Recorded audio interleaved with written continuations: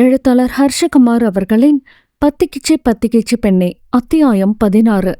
இங்கு ஆடல் சோஃபாவில் அமர்ந்திருந்தவள் நகத்தை வெறித்தனமாக கடித்துக் கொண்டிருந்தாள். மாட்டி விட்டுருவானோ? அப்படியெல்லாம் பண்ண மாட்டான். ஒருவேளை உண்மை போட்டு உடைச்சிட்டானா? என்ன பண்றது என்று நிமிர்ந்து பார்க்க விக்ரமன் அவளை தன் வில்லத்தனமாக அசராமல் பார்த்து கொண்டிருந்தான். ஐயோ, முதல்ல நம்மளதான் பாக்குது என்று திரும்பி பார்க்க, இதுங்க வேற ஓவர் பாச போராட்டம் பண்ணதுங்க என்று கீழே குனிந்து கொள்ள, கொல் நெஞ்சக்காரி, இங்க என்ன நடந்துட்டு இருக்கு? அடுத்து என்ன பொய் சொல்லலான்னு யோசிச்சுட்டு இருக்கா பாரு. இதெல்லாம் திருத்தவே முடியாது. அப்பப்பா, எவ்வளோ பொய் இன்னைக்கு இருக்கு உனக்கு. மனதில் கருவி கொள்ள யசோதாதான், ஏங்க போதும், அவங்கள அழ வேண்டான்னு சொல்லுங்க என்று சொல்லவும் பார்வதி கண்ணீரை தனது முந்தானையால் துடைத்து கொண்டாள். உடனே யசோதா, வாங்கம்மா, முதல்ல சாப்பிடுங்க, அப்புறம் மத்தத பேசிக்கலாம். ஏன் ஆடல், வா, எல்லாத்தையும் டைனிங் டேபிள வை என்றதும், தப்பிச்சோண்டா என விக்ரமனை தாண்டி அடிப்படையில் நுழைந்து கொண்டாள். அனைவரும் அமர்ந்து சாப்பிட அப்போதுதான் சக்தியும் வீட்டிற்கு வந்தான். டே, விளையாட போனா எவ்வளவு நேரம்? வா, அத்தை மாமா வந்திருக்காங்க பாரு என்றதும், வாங்கத்த, வாங்க மாமா, சாப்பிடுங்க, நான் போய் குளிச்சுட்டு வரேன் என ஓடிவிட்டான். அண்ணா, எவ்வளோனா சாப்பிட்றது? முடியலண்ணா. எதுக்கு இவ்ளோ செஞ்சீங்க அண்ணி ஒரே நாள்ல? அதெல்லாம் முடியும், சாப்பிடு. எவ்வளோ நாள் கழிச்சு என் புள்ள வீட்டுக்கு வந்திருக்கு, நல்லா சாப்பிடு என பார்வதிக்கு பார்த்து பார்த்து ராஜேந்திரன் பரிமாற விக்ரமனுக்கு இப்படியும் ஒரு மனிதன் இருப்பாரா என்று தோன்றியது. சாப்பிட்டுக் கொண்டே நிமிர ஆடல் நின்று கொண்டிருந்தாள். எப்படியும் ஒருத்தி என்று சலித்து கொண்டான். மருமகனே, நல்லா சாப்பிடுங்க, அடுத்த மாசம் கல்யாணம் வேற, உடம்ப தேத்துங்க என்று சொல்ல, மாமா போதும், இதுக்கு மேல முடியாது, என் வயிறு வெடிச்சிரும் என்றவன் கையலம்ப செல்ல, மா ஆடல், மாமாக்கு போய் பின்னாடி உள்ள நம்ம தென்னமர தொப்ப சுத்தி காட்டு என்றதும், என்னது நானா? பாப்பா என்று கடுப்படிக்க காதில் வாங்கிய விக்ரமன், சிக்கன வா இருக்கு உனக்கு என்றெண்ணியவன், தென்னமர தொப்பா, ஆடல் வந்து சுத்தி காட்டுமா, வா. பல்லை கடித்து கொண்டு கண்ணால் சைகை செய்து வா என்றதும், போ, போய் மாமாக்கு சுத்தி காட்டு என்று யசோதாவும் சொல்ல வேறு வழியின்றி முன்னால் செல்ல பின்னாடி விக்ரமனும் சென்றான். அவர்களை விழி அசைக்காமல் பார்த்த பார்வதி, நல்ல ஜோடி பருத்தனா என்றதும், ஆனா என்ன பண்றது, மருமனுக்கு தான் வேற இடம் பார்த்தாச்சே, யார் யாருக்கு யாருன்னா ஆண்டவன் தான் முடிவு பண்ணணும், நம்ம கையில என்ன இருக்கு என்று பெருமூச்சு இழுத்து விட்டார். தென்னந்தோப்பிற்கு சென்றதும் விக்ரமன் ஆடலை முறைத்து நிற்க, ஆடல் அவன் முன்பு தோப்புக்கரணம் போட்டு கொண்டிருந்தாள். அறிவில்ல, பெத்த அப்பா அம்மாவே கொன்னுட்டல்ல, என்ன பிறவி நீயெல்லாம், உங்க அப்பா அம்மா எவ்வளவு வெகுளியா இருக்காங்க, ஆனா நீ சரியான ஃப்ராடு. எப்படி கெமிஸ்ட்ரியில 98 மார்க்கு? உன்னை விடக்கூடாது, தோப்புக்கரண போட்டுட்டே இரு என்றவன் கீழே கிடந்த காய்ந்து போன குச்சியை எடுத்தவன் அவளை அடி விலாசி எடுத்து விட்டான். பிளீஸ் சார், அடிக்காதீங்க பிளீஸ் என்று கத்த முடியாமல் மெதுவாக கெஞ்சி கொண்டிருந்தாள். ஏன் சத்தமா அழு, எல்லாம் வரட்டும், உங்க அப்பா அம்மாவுக்கு எல்லா விஷயமா தெரியட்டும், நீ எவ்வளவு பெரிய ஃப்ராடுன்னு என்று குச்சியால் அவளின் காலில் அடிக்க துடித்து விட்டாள்.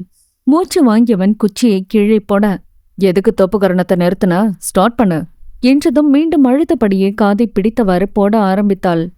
பிள்ளைங்களா வாங்க என்று நல்ல மல் கூப்பிட, பிரபு யாழினியிடம், வாங்கக்கா, அம்மா சாப்பிட கூப்பிடுறாங்க, சாப்பிட்டு வரலாம் என வாளியை தூக்கிக் கொள்ள யாழினி அவனை பின்தொடர்ந்து வீட்டுக்குள் சென்றாள். உள்ளே வாழை இலை அறுத்து போடப்பட்டிருந்தது. யாழினி கை அலசிவிட்டு அமர எதிரில் பிரபாவும் சிவாவும் அமர்ந்து கொண்டனர்.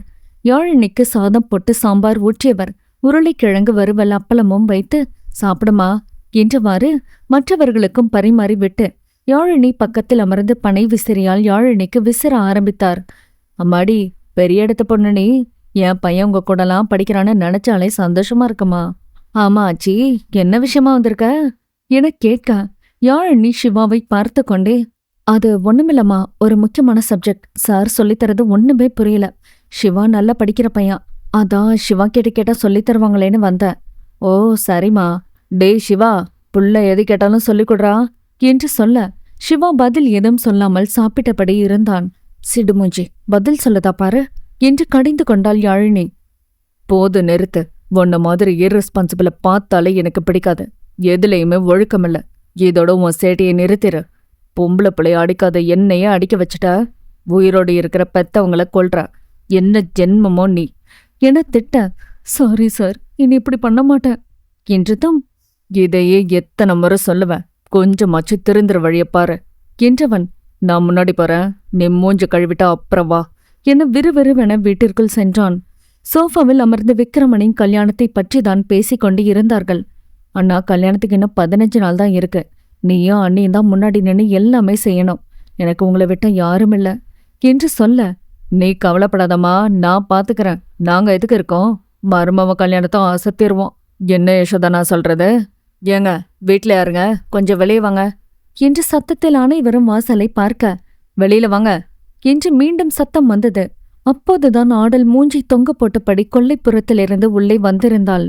என்னாச்சு? யார் இவ்வளவு சத்தமா கூப்பிடுறது என யசோதா வெளியில் சென்று பார்க்க, அந்த தோட்டக்காரர் நின்றிருந்தார்.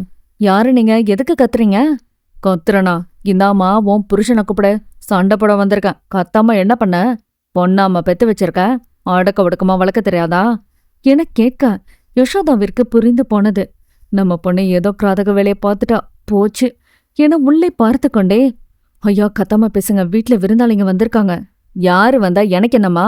உன் பொண்ணையும் அத அப்பனையும் கூப்பிடுங்கம்மா என சத்தம் போட, வீட்டில் இருந்தவர்கள் வெளியே வந்தனர். ஆடலுக்கு அவரை பார்த்ததும் பயம் வந்தது. பயத்தில் உடல் நடுங்க நின்றிருந்தாள். அங்கு விக்ரமன் இல்லை என்றால் இந்நேரம் அவரை சண்டை போட்டே ஓட விட்டு விடுவாள். அவளது முழு பலகீனமே விக்ரமன் தான். என்னையா பிரச்சனை? யார் நீங்க? இங்க வந்து சத்தம் போடுறீங்க என ராஜேந்திரன் கேட்க, பொண்ணா பெத்து வச்சிருக்கேங்க. எங்க தோட்டத்துல பூந்து மாங்காய் முந்திரி பழம்னு பறிச்சுட்டு நிக்குதுங்க. இதுவும் இதோட தோழிகளும். எத்தனை முறை கண்டிக்கிறது? வீட்டுல அடக்க மாட்டீங்களா என கேட்க, ராஜேந்திரனுக்கு இது புதிது. எப்போதும் சண்டைக்கு வருபவர்கள் யசோதாவிடம் சண்டையிட்டு செல்வார்கள். யசோதா எப்படியோ சமாளித்து அனுப்பிவிடுவார். ஆனால் மறைக்காமல் தன் கணவரிடம் சொல்லிவிடுவார். ஆனாலும் ராஜேந்திரன் அதை பெரிதாக எடுத்துக்கொள்வதில்லை. இன்று யாரோ ஒருவன் தன் செல்ல மகளை பற்றி குறை கூறி திட்டுவதை அவரால் ஏற்றுக்கொள்ள முடியவில்லை. ஐயா சரி விடுங்க, சின்ன பிள்ளைங்க, விளையாட்டுத்தனமா ஏதோ பண்ணிட்டுங்க. அது பெருசு பண்ணாதீங்க. எவ்வளவு பணம் தரணும்னு சொல்லுங்க, நாங்க கொடுத்துடுறோம் என்று சொல்ல, யாருக்கா வேணாமோ பணம்? நீயே வச்சுக்கோ. இனி உன் பொண்ணு என் தோட்டத்து பக்கம் பார்த்தேன் அவ்வளவுதான் என்று எச்சரித்து விட்டு தன் வண்டியை எடுத்துக்கொண்டு செல்ல, அனைவரையும் பார்வையும் ஆடல் பக்கம் இருந்தது. சரி, எல்லாரும் உள்ள போங்க என்று சொன்னவர் தன் மகளை தோளில் கை போட்டு அழைத்து சென்றார். யசோதாவோ பார்வதி இருப்பதால் அடக்கி வாசித்தார். இவங்க போகட்டும், அப்ப இருக்குடி உனக்கு என்று மனதிற்குள் வருத்தெடுத்தார். ஏண்டா இப்படி பண்ற? எது வேணுனாலும் அப்பாவை கேளு. அது என்ன திருடுற பழக்கம்? சாரிப்பா, தெரியாம பண்ணிட்டா. திருட்டு வாங்க நல்லா இருக்கும் அதான் என்றதும் பார்வதிக்கு சிரிப்பு வந்து விட்டது. தொடரும்.